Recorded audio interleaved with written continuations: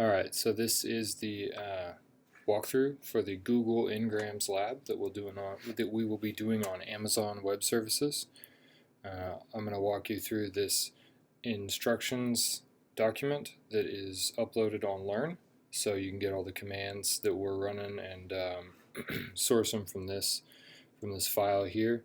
This video will really just be to help you with some of the steps that are not contained in the document, like how to get the EC2 cluster going and how to connect to it. I would recommend having an hour and a half to 2 hours of free time to kind of do this in one sitting, because once you have launched your virtual machine cluster, you'll be charged by the hour, so you definitely don't want to leave this for a couple days and leave it running, because you'll be charged whether you're using it or not. And once you terminate the cluster, you will lose the data. So again, you want to kind of have one sitting to do this in a go, so that way you don't have to incur any more fees than are necessary. So let's go ahead and get started by clicking this link right here in the first step. This will take us to the Amazon Web Services console. So if you're already an Amazon customer, you can use your information, your account information here. If you're not, you can sign up. It'll ask you for some information, including a credit card. Like I mentioned, I'd expect this to cost between $3 and $6. Again, assuming you don't leave it running for a long period of time without doing anything on it. Alright, so we'll go ahead and sign in, and it'll take you to the console here. So we're going to start by generating a key pair right here under the key pairs link. So I'm going to click that. You probably will not have any key pairs in here, so you'll need to create one. So I'm going to create one, and I'm going to call it OU Lab. You can name it whatever you want. It really doesn't matter. Once you click create, it will save the file and it'll show it to you here. So I just let that save to my downloads here, and see I have a couple of different files like that. Once that's done, we'll click this orange box up in the left corner. And now we want to go to the EMR under Analytics. EMR stands for Elastic MapReduce. So this is where we're actually going to launch our Hadoop cluster. You can see here I've had a number of them over the past couple days, and it shows me how long they've been active. So most of mine have been pretty short. I've spun them up and I've terminated them. Let's go ahead and create cluster in the top left. You can name it whatever you want. I'm going to name it Ngram Lab. We want to uncheck logging. We don't need to keep any logs, and it will charge you for storage space, so don't worry about doing that. Leave all of the other settings the same, and down here choose a key pair. So that key that we just created, select that. So since I named mine OU Lab, that's the one I'm going to choose. Then we want to go ahead and create cluster.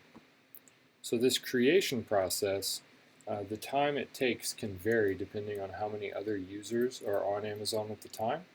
So I've heard some folks say it takes up to a half hour. For me, it usually takes about 5 minutes. And so you can see here it's starting, and it'll tell me the status of my master and my worker nodes. Once it gets a little further along, I'll be able to connect to it. But while I'm waiting, I'm going to go ahead and get ready to SSH into it, which is how I'll be connecting in. And this process will differ if you're on a Windows or a Mac machine. So I'm going to show you the Mac steps first. So I need to open a terminal window. So I'm going to go ahead and open Finder, and I'm going to go to Utilities here at the top, and then I'm going to open a terminal right here. So you can see I already had one open, so it just brought that back up. But if you didn't have one open, you'll just get a blank window like this. If you're on a Mac, that means you're ready to go. If you're on Windows, you need to do a slightly different process. You can see here I have my Windows machine. I'm just going to open a new Internet Explorer browser, and I'm going to search for PuTTY. So this is the tool that we will need to connect if you're on Windows. It's the first result here. PuTTY official site. We want to go to downloads here at the top, and you'll need to download the putty.exe and the puttygen.exe.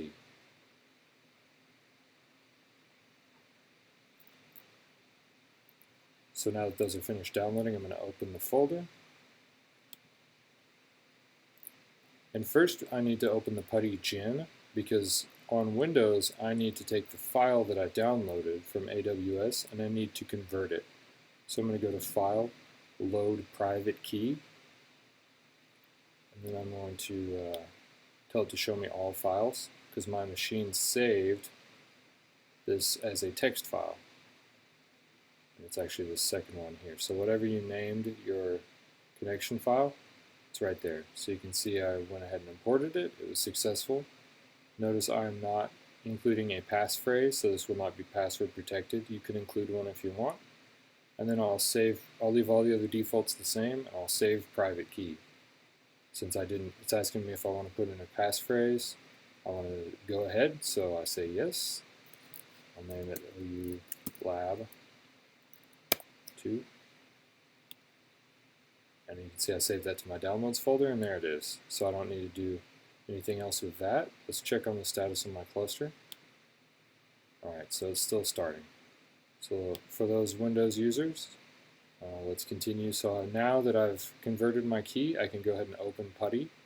I don't know the address yet, but I do need to set up SSH here. So I'll go ahead and expand SSH and click Auth. I need to use a private key file for authentication. So I'm going to go ahead and browse to this OU Lab 2 that I created using PuTTY.gin. Okay, now that that's loaded, go back to session. And wait a minute for my host name. Oh, there you go. All right. So you can see here my cluster now has a master public DNS, which is just its internet address. So I'm going to go ahead and copy that.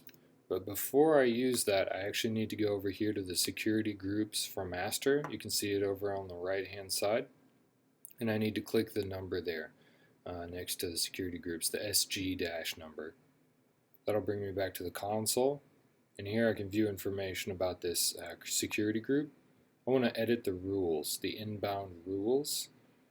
So I need to go ahead and click inbound and then edit. I want to add a rule here at the bottom. So you can see here it added a new one at the very end. I'm going to click the drop down and select SSH. So this will allow me to connect to the cluster, and I'm just going to say from anywhere. So I'm going to add a rule SSH from anywhere and save. Now that I've done that, I'll click the, actually I can go back in my other browser here, and I've copied that address. I'm going to go back to Windows. I'm going to paste it here in the hostname field of PuTTY. I still have the, got to grab that file again. So now that I've got that, let's try to connect.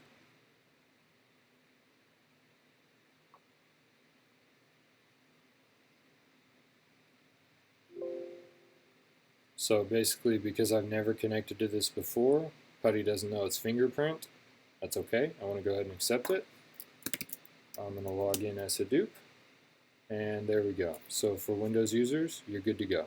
Right, so now for you Mac users, to connect, we want to go ahead and click this SSH link next to the master public DNS. We want to copy this command right here, the SSH-I command. We'll use the terminal window that we've already opened. But before I can use this command, I actually have to change the permissions on my key file. So I want to type chmod 400. This basically just makes it so that some other users cannot modify that file I downloaded. And it's required, otherwise Amazon will tell me the permissions are incorrect when I try to connect. So I want to do chmod 400. I left the file in my downloads, and I called it OU Lab .pem, and OSX added the .txt for me when I downloaded it, which won't do any harm. So I'll go ahead and leave it. So now that that's done, I'll go ahead and paste this command. I do have to modify it to tell it the location of my OU Lab file. So it's in my downloads, and it added a .txt. So I just want to say downloads oulab.pem.txt. Go ahead and hit enter. You can see here it connected. You may get an error or a question, just like the Windows users did, where it asked yes or no, do you want to connect and trust this public key? You want to say yes if you get a prompt when you connect. Otherwise, it'll let you in, and now here we are. We're ready to start running our commands. So let's go back to our commands list here.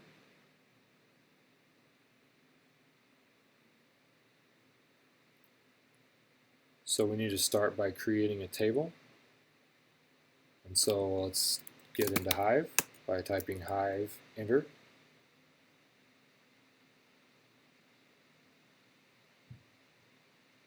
So I got some output there, doesn't really matter. Let me go ahead and copy this entire create table statement. This is basically taking an external data set. So this data set is stored on S3, which is Amazon's storage cloud, and it's the Google Ngrams data set from Google's Digital Library Initiative. It's basically creating an external table on top of that existing data set. So it's treating S3 like it was HDFS. I'm going to create a table to store my output now.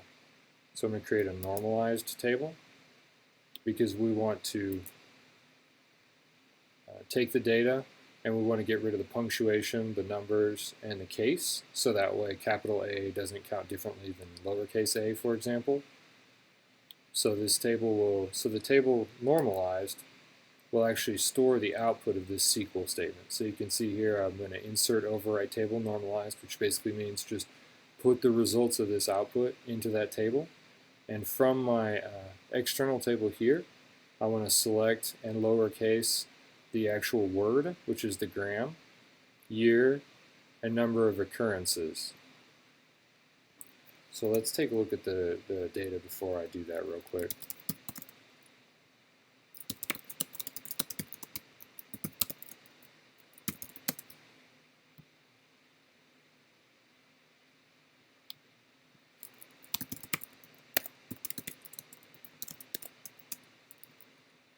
So this is just an extract.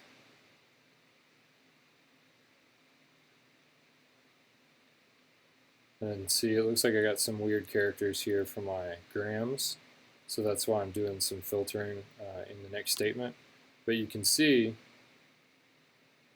that it gives me the year and it gives me the number of occurrences the different objects have appeared. So let's go ahead and start and copy and paste this normalized overwrite command. So this is basically, again, just going and filtering out the gram column and leaving us with the year and the occurrences column in our normalized table. This is a large data set. It's a few terabytes large, so it's going to take a minute for the job to execute. So you can see here that my job has finished. You can see it only had a map step. It did not have a reduce step. It's because if you look back at our command, we're just doing a lowercase on one of the columns in our table. We're not actually doing any kind of aggregation like count, sum, or select distinct. So it really only had to go through each block of that column and make it lowercase. It didn't have to do any sort of aggregation that would have required it to have a reduce step. So now we can actually go on to the next step, except I'm going to scroll down here to the bottom and I'm going to do an optional step here in the instructions where I'm going to set up the SSH tunnel to Hue. So I'd like to use Hue, so I'm going to set that up. Before I can connect to Hue to my cluster, I actually have to add another rule to my security group. So just like we had to add one in order to SSH into the cluster, I have to add one to open up the rest of the ports so that I can get into Hue. So in order to do that, I'm going to go back to the security groups for master over here under security and access. So I'll go ahead and click this SG- button, or link I should say. And here it comes up with my rules again. So I'm going to go back to the inbound rules. I'm going to click edit. I'm going to add a rule. And I'm going to say all traffic from anywhere I want to be allowed. I'll save this rule. And now I can go back to the results off. So I'm actually going to take the master public DNS right here. I'm going to copy that, and I'm going to paste it here in the EC2 portion of this command. You can see here it included a space, so I'm going to remove that. And I'm going to do that again. So I'm going to remove that space. I'm going to copy it, and I'm going to go back to my terminal window. I'm going to go here to the shell up in the top left, new window with settings basic. I'm going to paste it. You can see here it gave me an error because it went ahead and executed. That's because I did not update the location of my .pem file. So I'm going to hit the up arrow and the back arrow, go all the way back, and change this to downloads, lab.pm.text. Now this will look like it hung because it's just basically opened a tunnel there, and it's just going to stay open like that. So I'll minimize this shell window, and I will open up a new tab. And I'll go to localhost 8888. Now you can see this brought me right into Hue. You will probably have to log in the first time, and just like with your lab virtual machine, you'll select whatever username and password you want, and then you'll have to remember that if you log in again. I'm going to start just by looking at the jobs. You can see here are my two jobs. I ran an optional one to select distinct, but you'll definitely see this insert overwrite table right here. While I'm here, I'm actually just going to go to the Metastore Manager. Here are the two tables I've made. So this English 1 grams, because it's so large and because it's external, it actually isn't bringing in any of the data for that gram.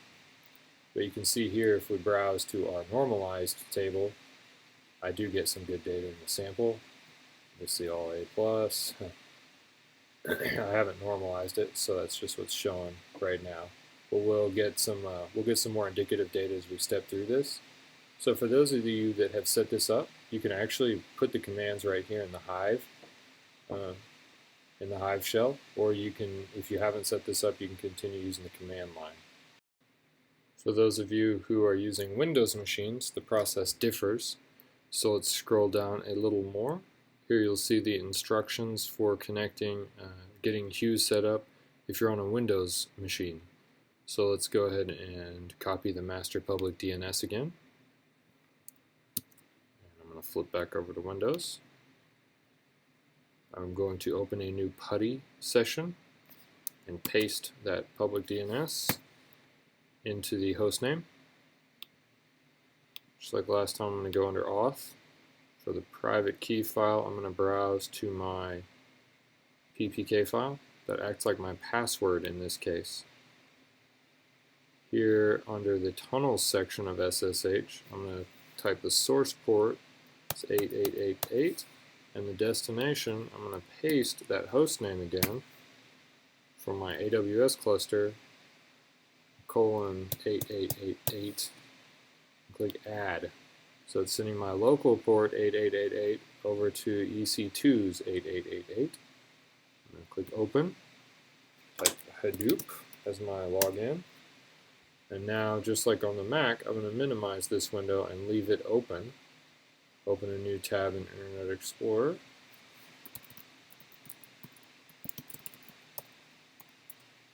Localhost 8888. Enter. You can see that brings me to Hue. Log in with, you can define whatever username and password you want, and here we go. So now that Hive is set up, I'm ready to continue my lab. So I went ahead and we've already finished this step, right? We took the raw data and we lowercased all of the words that appeared, and using this where clause, I filtered out all of the punctuation. So I said I don't want any commas, any periods, any exclamation marks, any of that stuff. That's what this regular expression does. And I want only data newer than 1890 because the data previous to that is pretty sparse. So I get some kind of weird results. So that's already in my normalized table. Now I want to take that normalized and I actually want to continue filtering it. So I'm going to create a new table called by decade. Let's go into Hive.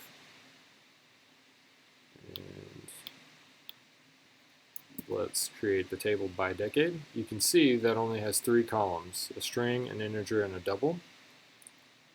Let me go ahead and run my next command, and then we'll talk through that while it's running. So this command is actually 2 commands in one, and this is because I want to take the data and I want to organize it by decade, and I want to figure out how many occurrences are in that decade. So let's take a look at the inner command first. You can see that there are 2 select statements. This is the overall one, right? And then this is the sub select statement, would be what it's called. So this sub statement is actually going in and it's given me a portion of the year column. So I'm taking the first 3 numbers from the year column, starting at 0, right? So it counts from 0. So it's saying 0, 1, 2, 3, because this 3 is not inclusive. So it stops at what would be considered 2. So it's saying, instead of 1991, I want to know it's 1990, right? I'm trying to do this by decade rather than by individual year. So I'm taking a subset of that year column. That's why I'm doing that. I'm summing all of the occurrences of all of the words. So this is taking the occurrence column and it's saying for every word in that, how many words appeared in that decade. It's doing a count of every word that appeared in that decade. That's why it's grouping by substring. It's grouping by that year. So for the 1990s, how many words total did we digitize out of the entire year? And so this is that subquery right here. From this parentheses to that parentheses. And so it's taking this subquery and it's returning these 2 columns from it. And so that's why you can see I have b.decade, because that's this, and I've got b.total. That's this. So this entire query is coming back like b. It's a subquery. And so now that I'm feeding that total back, this overall query is actually coming and it's pulling from the normalized table the word, the decade for my subtable, and then it's doing the number of occurrences. And so this occurrences sum is actually the number of occurrences of that specific word. And you can see that because it's grouping by the word, the decade, and the total in that order. And so I'm taking the total number of words and I'm dividing the number of occurrences by it. So that way I get what percentage of times did the word the or and or car appear out of all of the words that appeared in that specific decade. And I have to do this as the instruction state by decade because there are a dramatically different number of words or occurrences over time. So if you think about it, we have more digitized books in the 90s than we do in 1890. And so that means we can't just take one aggregation for the entire time because then it would make our percentages, it would make them inaccurate. So this is 2 jobs. You can see now it's running the second job. It finished the first one up here. So the first job was just to say, filter, do this interior query, basically. So filter the years to decades, and then add up all of the occurrences column within that decade. So group it by the decade. And now it's using that data, that intermediate data, to run this outer query where it's taking that, it's coming up with our number of occurrences, and it's doing that by decade. So this one's obviously taking a little longer than the previous one because it's a little bit bigger job. They're both going to have reducers because you can see both of them had arithmetic operators in here, right? Both of them, this one's doing a sum, this one was doing a sum, so they'll both have to do some reduction, but the cluster's making it through it pretty quick. All right, so with the query here completed, given us the number of occurrences grouped by decade, now we're going to really answer the question that we set out to answer, which is what is the rate of change, or what are the words that became extremely popular in subsequent decades? So what are the words that were not very commonly seen in one decade and then were very prevalent in the following decade? So kind of the top trending words by decade in this data set. So I'm going to create the next table. So I'm going to create the final table, which, as you'll see, this isn't really the final table, it's just the first of several final tables. And now I'm going to run this query right here. So this is telling me the rate of change from one decade to the next. So I'm going to go ahead and execute that, and we'll walk through it. So you can see here, this is just one select statement, so this isn't going to be two jobs like the last one. But what I'm doing here is I'm actually joining the same table on itself. So what I want to do is I want to get the word by decade and show its ratio. So that's what I calculated in the last query here. So this is the ratio right here, the number of occurrences divided by the total. I want to take that and I want to have it along with the increase. So I'm actually taking the ratio from one decade and dividing it by the ratio from the other decade. So I'm taking it and I'm saying, whenever I join this data set, I want to join it on the word, obviously. I want the word to match from decade to decade. But then I'm taking one decade, I'm taking the A decade, and I'm decrementing it, or I'm subtracting 1 and matching B decade. So what I'm saying is I want to match, an example would be I want to match 1890 on 1900, and so that way I can see this would be the number of times the word appeared in 1890, and this would be the number of times the word appeared in the 1900 data set in the decade. And if that ratio is high, then it obviously had a substantial uptick, right? Here you can see I'm filtering it up to the 1900s, so I'm taking the 1890s, but it's not going to have its own data set because it needs to feed into 1900. The other key thing that I'm doing here is I'm actually filtering out a lot of the noise. So there are a lot of proper names, things like that, that probably didn't appear at all in one data set. I at least want it to appear 0.000001, not percent in that case, but a portion of the total, right? And so that really filters out getting a lot of the place names that may not have been in books previously but appeared 5 times. So that way we get a few more actual words, right? We filter out a lot of those that just make up 1/1,000,000th of the corpus, or whatever the case is, right? I'm distributing by decade, so I'm actually, that's almost like grouping, and then I'm sorting by decade and by the increase. So this is really going to tell me how my words are trending, right? I've already done the extraction there. Now I've just got to do the actual calculation.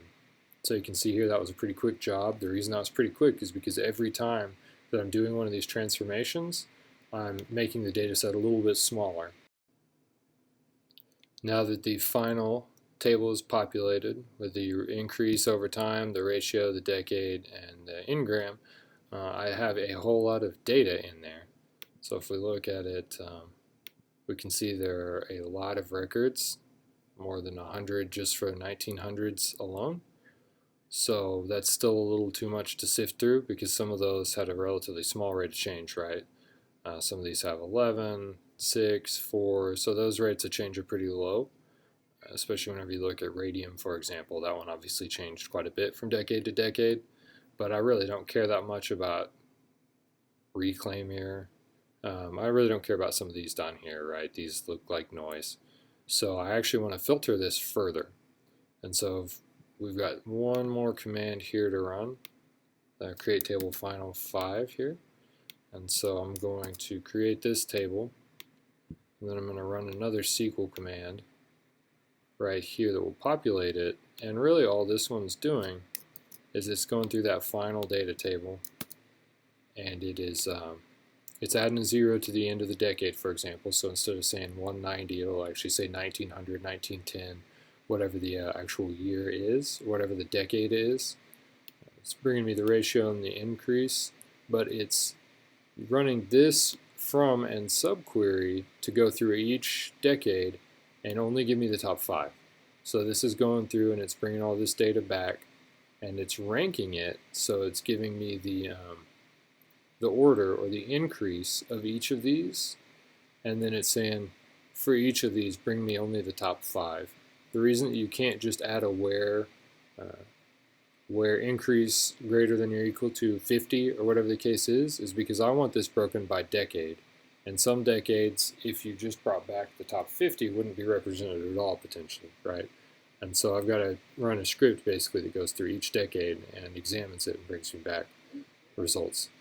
So here you can see this is the final data set. So you can see I have 5 results for 1900, for 1910 all the way through to 2000 because that's the extent of my data set.